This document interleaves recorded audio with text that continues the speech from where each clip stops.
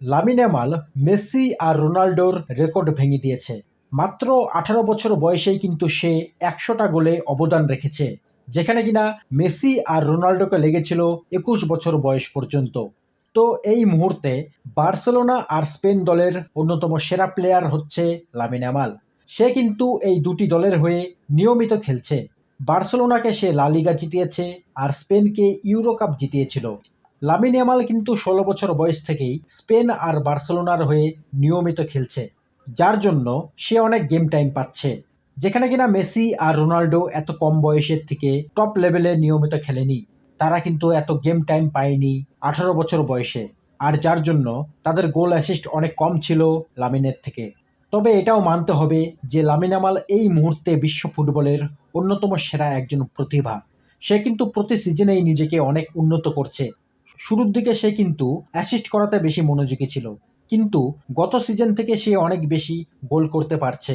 প্রথম দিকে তার শুটিং অ্যাকুরেসি অতটাও ভালো ছিল না, কিন্তু এই মুহূর্তে তার শুটিং কোয়ালিটি অনেক বেটার হয়েছে। 2025-26 মরশুমে সে কিন্তু কন্টিনিউ গোল করছে। যদি আমরা লাস্ট ম্যাচে দেখি, সেখানে ভিয়ারিয়ালের বিপক্ষে হ্যাট্রিক করেছে, আর 3টি গোলই ছিল একদম টপ লেভেলের ফিনিশিং। লামিন ইয়ামাল যে শুধু ড্রিবলিং করে, শুধু যে সে বল বানিয়ে দেয় তা না, সে কিন্তু এখন গোল করাতেও অনেক ফোকাস করছে, যার জন্য তার অ্যাসিস্টের সাথে সাথে গোল এবিলিটিও অনেক বেড়েছে। এখন দেখার যে রোনাল্ডো মেসির মতো সে কন্টিনিউয়াসলি প্রতি সিজনে গোল অ্যাসিস্ট করতে পারে কিনা।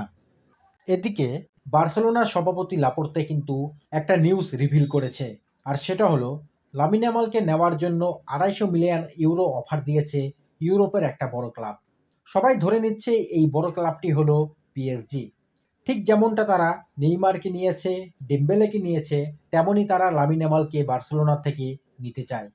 পিএসজির বর্তমান যে কোচ আছে লুইস এনরিকে, সে কিন্তু লামিন ইয়ামালকে অনেক পছন্দ করে, আর ওপেনলি সে অনেকবার বলেছে যে লামিন ইয়ামালকে সে পিএসজিতে আনতে চায়। তবে আমরা সবাই জানি এটা ইম্পসিবল, কারণ ডেম্বেলে আর নেইমার টাকার জন্য বার্সেলোনা ছাড়লেও লামিন ইয়ামাল কিন্তু এই ক্লাবটিকে ছাড়বে না। সে কিন্তু এই ক্লাবটিতে অনেক ছোটবেলার থেকেই আছে, আর সে কিন্তু একজন লা মাসিয়ান।